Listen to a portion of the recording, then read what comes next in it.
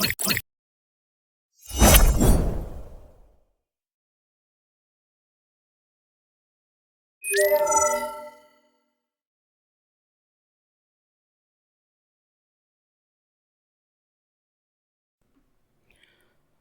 to part 3 of the video on configuring Always On in Microsoft SQL Server 2025. In this video, we will continue from where we left off after installing Active Directory in the first part and creating a cluster in the second part. We will start off by installing SQL Server on nodes A and node B, after which we will enable the option for Always On in the services and subsequently create an Always On availability group with the database in it. To round off the video, we will also perform a manual failover to see that everything is actually working properly. If you're looking for more detailed explanation on Always On, such as configuring listeners, backups, etc., there is a video that I had created in SQL Server 2012 when the feature for Always On was first launched. I will put a link for that in the description. Please go ahead and have a look at it. And I will obviously be creating new videos with additional features for SQL 2025 in the future. But stay tuned for that. Well, let's get started.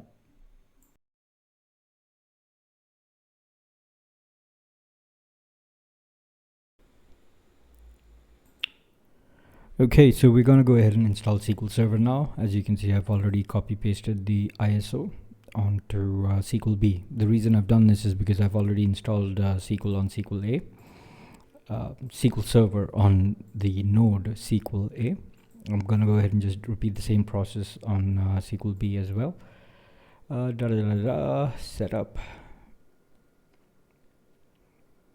Let's give it a second.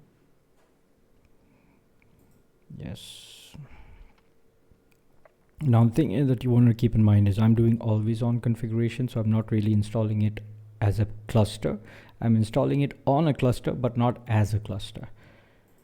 So the difference is basically this part here. So I'm installing it as a standalone installation, whereas typically in a SQL Server cluster installation, you would be using this step here, install SQL Server in a failover cluster installation. But I'm using always on, which is why I'm just going to go ahead and do this part here, which is a new SQL Server standalone installation.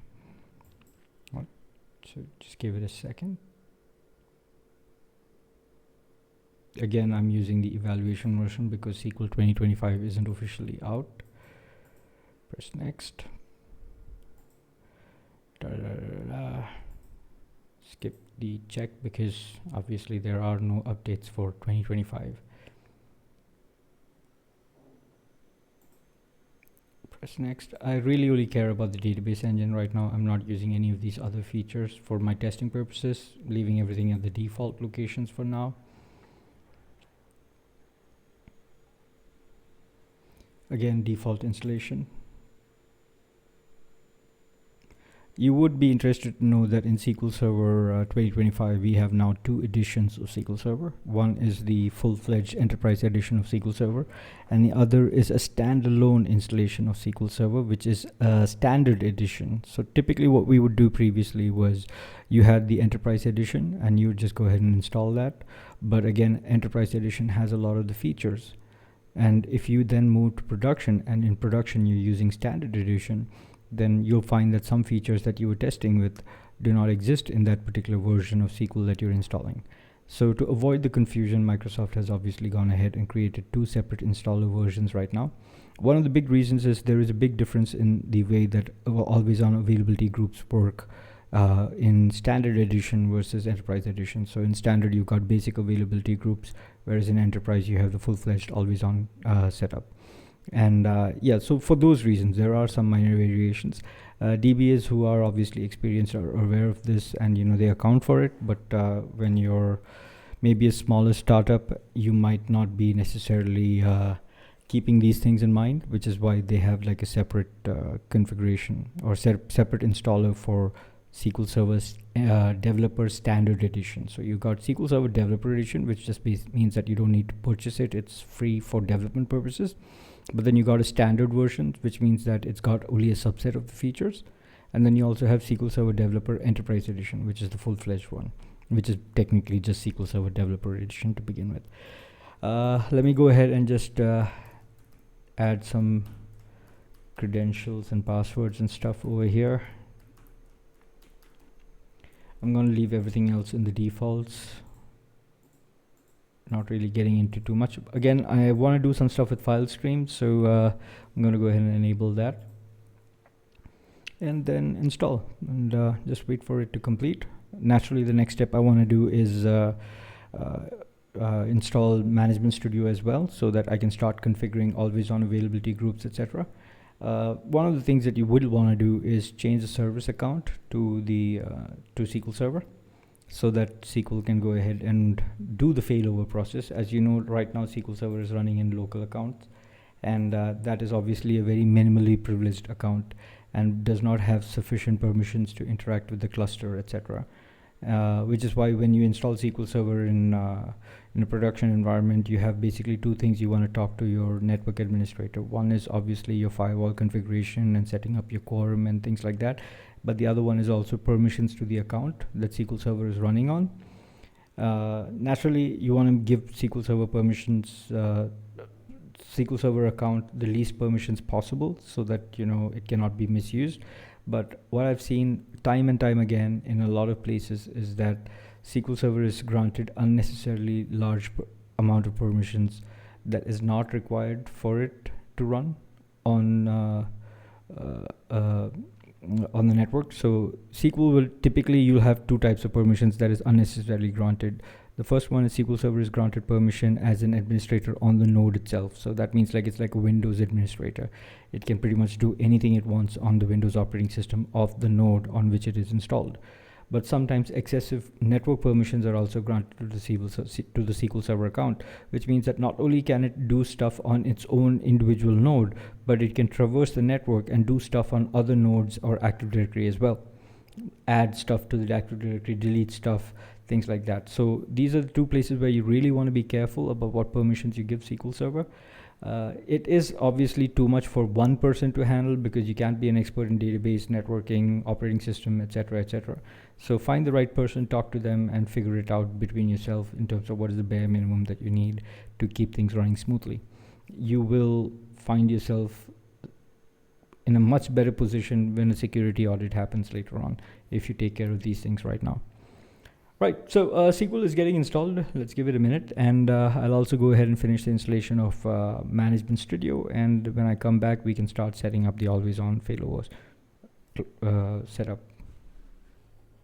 Okay, so we have SQL Server installed on SQL nodes A and B, and we have Management Studio installed. So the next step is basically just configuring SQL Server always on. Right, so the first thing we want to do is go into SQL Server Configuration Manager. Right, so you can see here I've got the CTP version, so that should be fine. Doesn't really matter whether it's CTP or not. I believe the steps should be the same. Now in here you can see we've got our SQL Server, and it's running right now using the NT Servers account.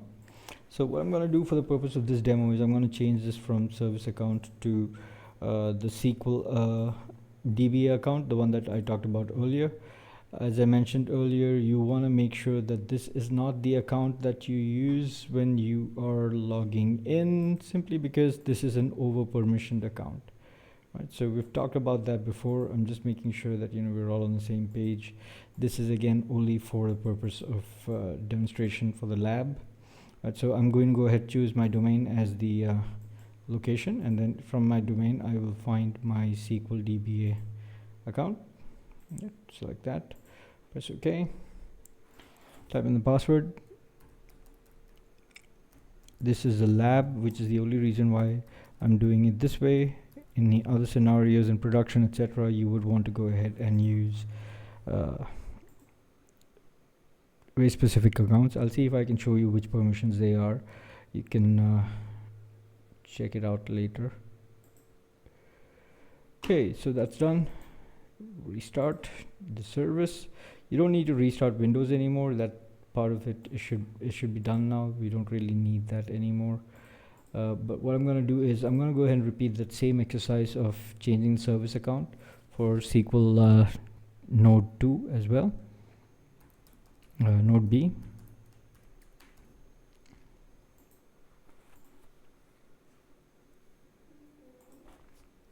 So we have our SQL Server Configuration Manager. Just a second.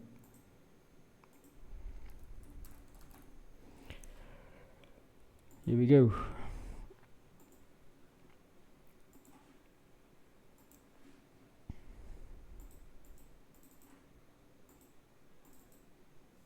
You can see again it's NT service. I'm going to change that, choose the domain.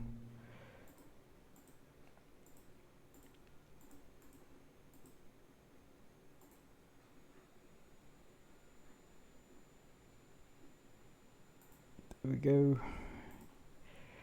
Okay.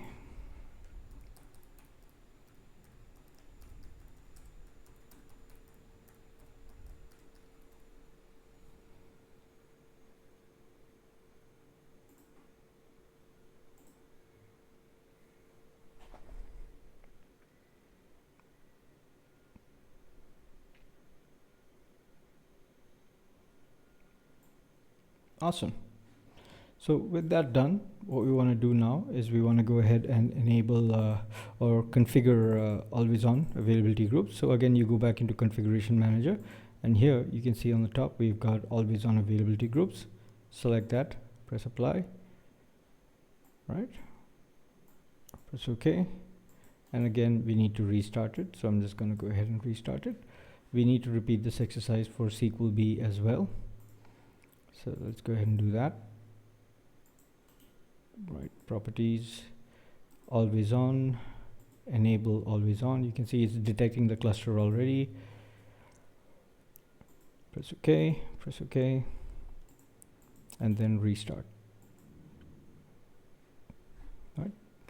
So once that's done, always on is enabled, but we haven't set it up, so we need to go ahead and do that. I'm going to refresh my management studio one more time. And now if I open up always on or high availability, you can see that I've got high availability groups option enabled or available here. Without doing the step that I just did right now, you'll just get an error message saying enable it first. Next thing I want to do is I want to go ahead and right click over here and say create a new availability group wizard. Right. So the idea here is step by step it'll guide me through the process of creating an availability group. So first things first, I press next over here. I have to give my availability group a name, so I'll just call this AG1. Obviously it is using Windows Failover cluster, right? So because I've got everything running locally on a cluster, external is basically for external resources, but we're not going to talk about that right now. Again, you can see here per database DTC support, contain databases if you want to reuse system databases. These are again some options that are available, but the default one that we typically do is just this database health level detection, because we want individual databases to fail over instead of the entire node.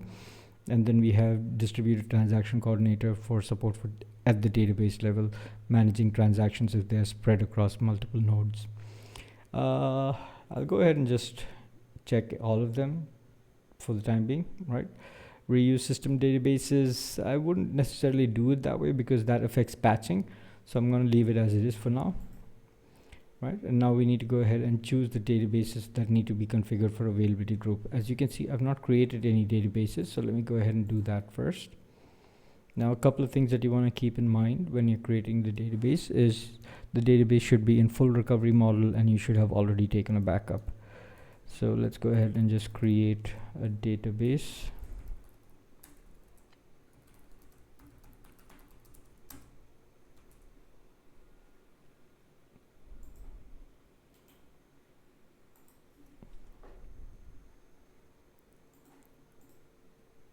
So you can see it's in full recovery model. Right click, task, backup. And that's that, right? So with that done, if I come over here now and refresh it, I should see my MadWorks database and I should see that it meets the prerequisites. So I'm going to select this guy over here and then press next. And you can see that I've got SQL A, which is the machine on which I'm actually configuring things right now. So that's automatically selected as a primary, correct? You can see right now that it's set up as a synchronous commit, but that's the stuff that we're going to change. All right. So I'm going to go ahead and click add replica, and now I'm going to add the SQL B. Right. So let's just see if we're able to connect to it. The firewall might be blocking access to that port number.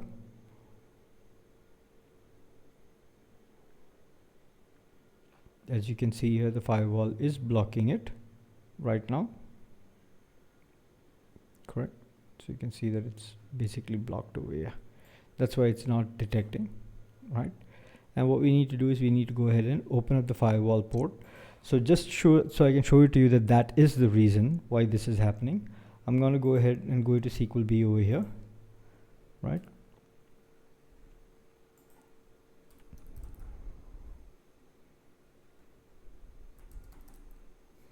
Right, so here we got the Windows firewall, right? And for now, what I'm going to do is I'm just going to go ahead and on my domain network, right? So just a second, this is my domain network, right? Where do we have it? Okay, just a second. Advanced settings. Right, I'm going to make an inbound rule for port 1433. Yeah.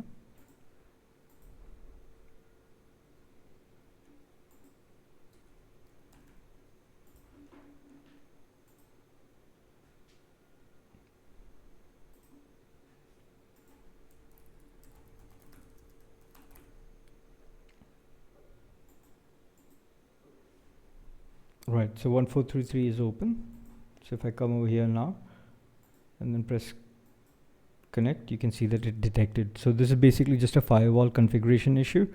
In the interest of just getting through with the always on configuration, I'm going to go do this right now with this configuration, and then later come back and remove 1433 as we have it right now and just enable it with specific permissions. For now, I'm just going ahead and opening it. Naturally, in the event of a failover, this roles will switch. So I should probably do it here as well on SQL A. So I'm going to go ahead and do that right now. There are best practices around firewall configuration. You would probably want to talk to your administrator about it, your network administrator. SQL doesn't usually enable 1433 as the default port number open to machines that have access to the internet. There are ways that you can change that by defining port forwarding or by defining different port numbers for SQL Server. Right, so this I'm just going to call it SQL firewall underscore test. I've chosen different names. I should have just remembered what I was doing before, but I didn't. So here we have two SQL nodes. Obviously this is the primary, this is the secondary. I can tell it that this is going to be an automatic failover. I can specify both of them so that when this guy fails, he fails over to this guy, and then when this guy fails, he fails over to this guy. And in order to automatically fail over, you have to be synchronous commit, which is why we have this. Naturally, we also have the option for readable secondary, which means that if this guy is a secondary and you want to be able to read data off of it, you can just set it as yes, which means that in this case, he will be able to do read access, right? You can also see there is an option saying read intent only. This is usually used for connections where the connection specifies that I'm only doing a read, at which point you can actually just directly query. The connection is automatically routed to this node because of the application intent. We'll look at some scenarios of that later on. Right. Endpoint, as you can see here, we also need to open up port number 5022. 5022 is because that's the connection that cluster and always on uses in order to be able to communicate with each other. 1433 is the default port for SQL Server, but clustering and always on doesn't use 1433, it uses 5022. I'm sure you're familiar with this from previous availability solutions that are out there. So let me go ahead and add one more rule over here saying that add 5022 as well and make it open.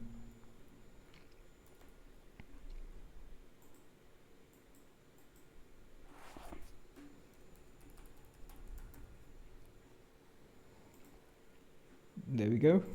I would need to do that same exercise here as well in SQL B. So let me just go ahead and do that.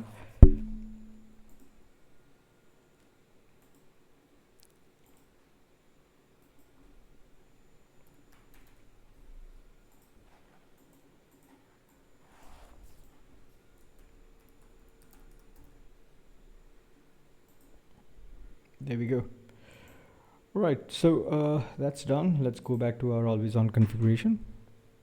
Port numbers enabled, encryption, all these remain just by default. There's really nothing you need to do there. You also have the option here that you can choose where and when to do secondary the backups. There is a new feature in SQL Server 2025 which allows you to go ahead and take backups from the secondary, full and differential backups as well. So I'm just going to leave this as default right now. These are stuff that you can always change later. It's not really something that's, like a static configuration. Once done, you can't change it. So we can always come back and change this. I'll take care of it later. Listeners. Now, listener is obviously like the idea here is that you got two nodes, SQL A and SQL B, correct? Now, when you type in the connection string to SQL Server, you have to specify a server name. In this case, we need to configure a listener because the listener is what will identify what IP address or what name you can use to connect to the node. We don't know which node will be active. It could be node A, it could be node B, depending on which one failed over. And because we don't want to keep in mind which node is failing over, we create a listener and let the listener redirect us as needed. Right, so I'm just going to call this guy SQL listener. Right, port number. I don't know, I mean, like, I could specify a static IP, I guess. So I could specify something like 10.0.0.5 or 4 maybe. Or let's say 5. Right, I guess port number, I'll leave it default for now. I'll leave it blank. Actually, you know what? I'm going to specify port 2000, right? It's a best practice. Let's keep it at port 2000. Right. Read-only routing. This is again basically an additional set of configuration that you can do. It's about basically how you get redirected when you use things like read intent over here. Correct. So those are again steps. These are additional steps that you do. It's not necessarily related to always on configuration. It is just additional features or functionality that you get once your always on is set up, right? So readable secondaries and things like that. We'll go ahead and set some of these up later on. I think I have another video on the channel where that's already been done before, right? Now you can see here there's also an option saying that required synchronized secondaries to commit, which means that basically if you have a network outage or something and all your secondaries are out of sync, then SQL Server will not automatically start committing messages until at least one or two nodes are up and running and synchronized properly. So I'm putting 0 over here, which just basically means that synchronize as much as possible, and if not, let it be, and switch over to asynchronous. So we'll leave all of this as defaults for the time being. We'll get into details later on in another video. And first thing we want to do is we want to go ahead and now move the database, that not move the database exactly, but basically we have the database in SQL A. A copy of that database also need to exist on SQL B. It's only then that these databases can synchronize with each other. Right, so in this case, if I say automatic seeding, you can see what will happen is SQL Server will automatically create the database on the secondary and synchronize and do all the steps that is needed. For a small database, this is easy enough to do. SQL will take care of it, but for large databases, you might want to go ahead and do a full backup and restore from your side and then join it later manually. And then you also have the option to completely skip the process if you need to. So I would normally do this with large databases where I've gone ahead and restored and set up everything and made sure it's all running smoothly, right? And then I'll just join it. But in this case, this is an empty database. It's pretty much just the default dummy model database template, right? So I'm going to use automatic, everything success, press next, verify the choices, press finish, and it'll go about creating all these objects. So now we just need to wait until SQL finishes configuring and setting up all of these things. Once it's done, I should have a copy of MadWorks database. You can see this is on SQL A. I've got MadWorks database, and when I come to SQL B over here and open up Management Studio,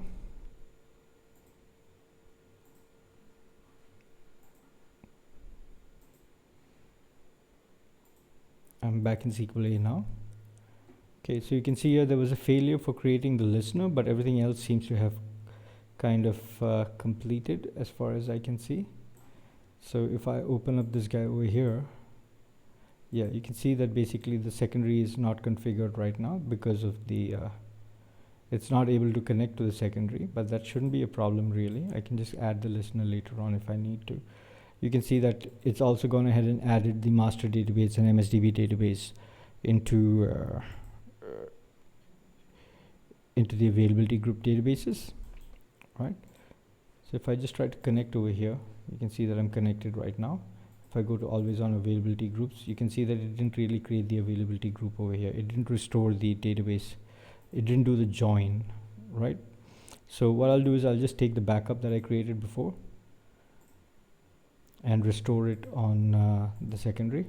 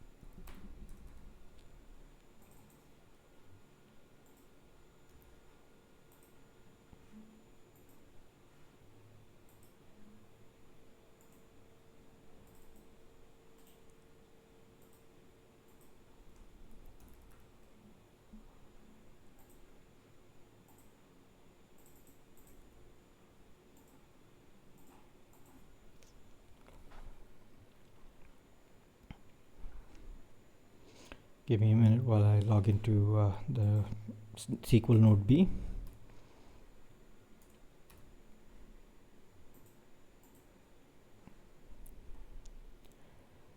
And then I restore the database.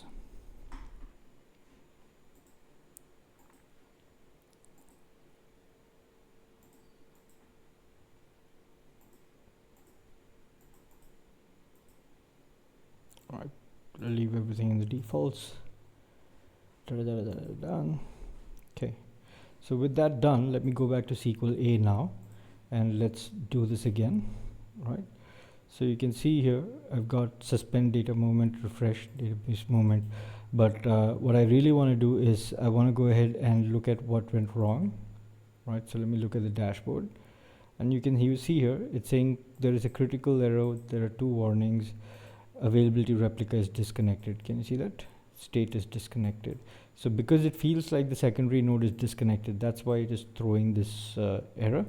So if I wanted to troubleshoot this, I would actually have to go into my failover cluster and see if in my failover cluster both nodes are up and running, or whether there is a situation where SQL node B is now currently not showing up as online, right? So just give me a second. All right, so both of them are up. I'm guessing it's a firewall issue more than anything else. Specifically, I believe it could be a firewall issue because I didn't add firewall on 5022. I don't know, but let's see. Yeah, always on 5022. I've enabled it. Yeah, so it should be there. And that doesn't seem to be the issue. Okay, so let's do one thing. Let's go ahead and join to availability group again. Press connect.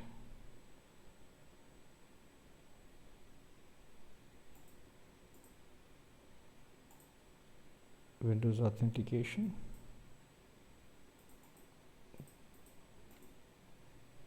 Okay.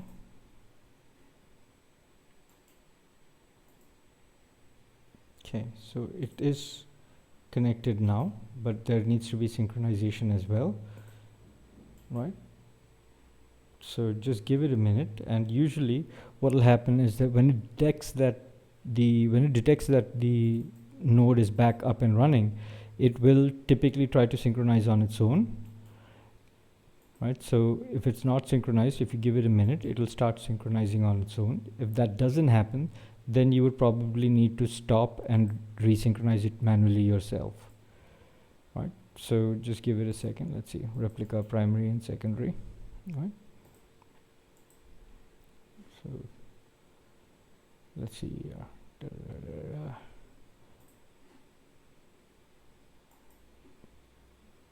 Just give it a second.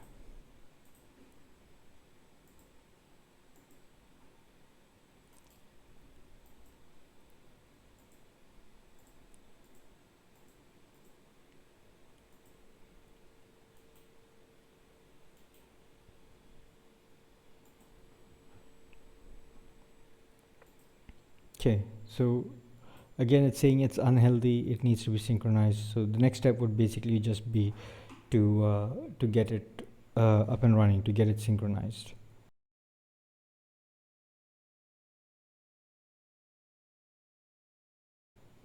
So let's go ahead and do that. Right, so the reason why it wasn't synchronizing was because when I restored the database, I forgot to restore it with no recovery, right? So the idea here is that in order for them to synchronize, transaction log file entries from A needs to go to B.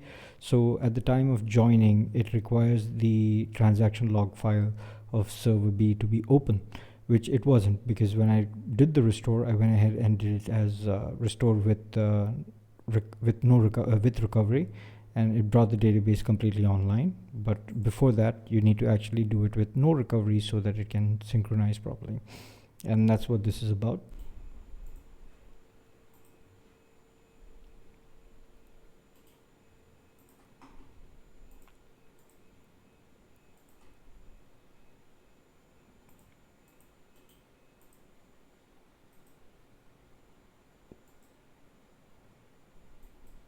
Okay, just a second. I probably need to go ahead and restore this properly. So I'm going to take a proper backup. Yeah. Full backup, da da da da da da da. Actually, you know what? Task backup. A full backup, overwrite existing backup data. Yeah, just a fresh backup. I guess I'm restoring it incorrectly because I'm using maybe the incorrect backup from the chain. Okay, so in that same file, I'm just going to go ahead and add the transaction log backup as well. All right. Okay, so both of them are done.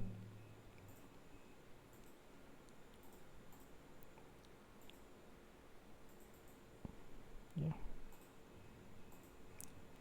Let me just pick up that file from here.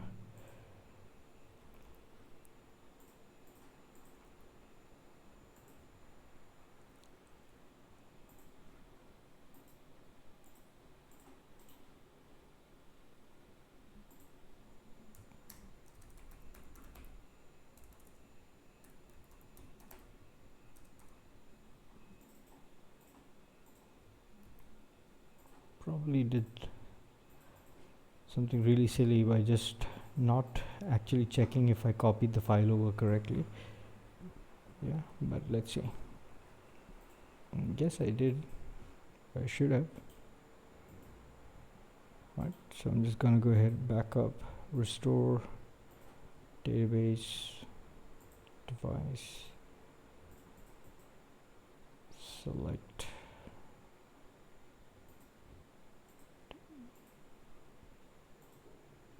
Okay, all this is good. Restore both. This one, relocate everything over here, overwrite the file, restore with no recovery, right? So that keeps it open. Press OK. And there we go. All right. Cool.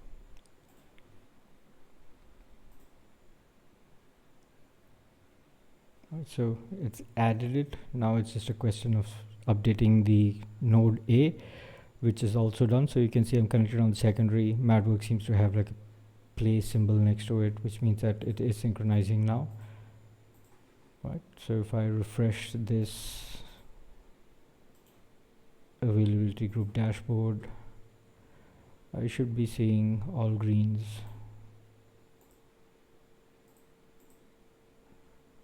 There we go. So we got all greens, everything is synchronized. Seeding mode was manual in my case because I manually restored everything. But as you can see here, it's all find right now. So if I go ahead and maybe like select star from demo, all right, and you can see I'll just update demo set table underscore catalog equals to always on 23 rows affected, and you can see I am doing this on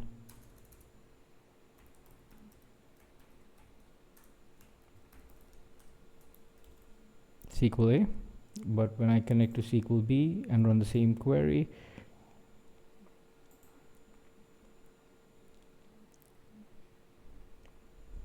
in a minute,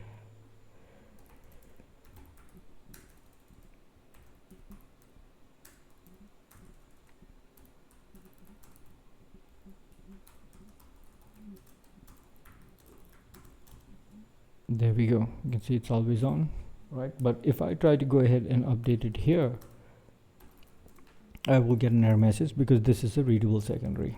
Right, so I'll just go ahead and do that demo as well really quick.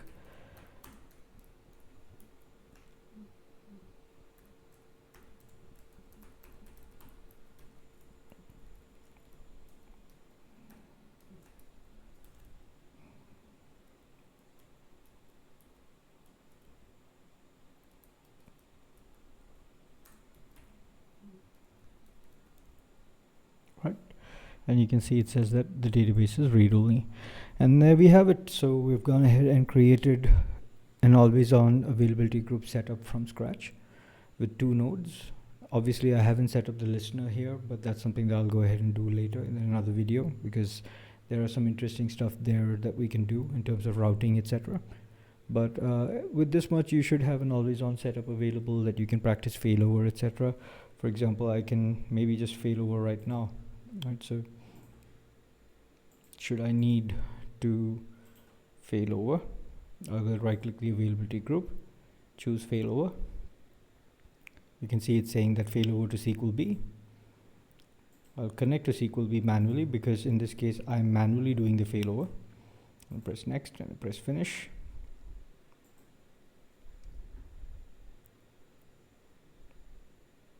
And there we go, it's failed over. So now if I go to SQL B and refresh SQL B, you can see SQL B will no longer say secondary. You can see here it says AG1 SQL B is the secondary, but if I refresh this guy, it'll now say primary, because from now onwards SQL B is the primary. And yeah, there you have it. It shows you how SQL Server automatically fails over. I mean, not automatically in this case, I did it manually, but the failover works. And yeah, that's it for this video. I will go ahead and upload another video with more details later on. I hope you enjoyed this, and hope you'll give it a try. Thank you for watching.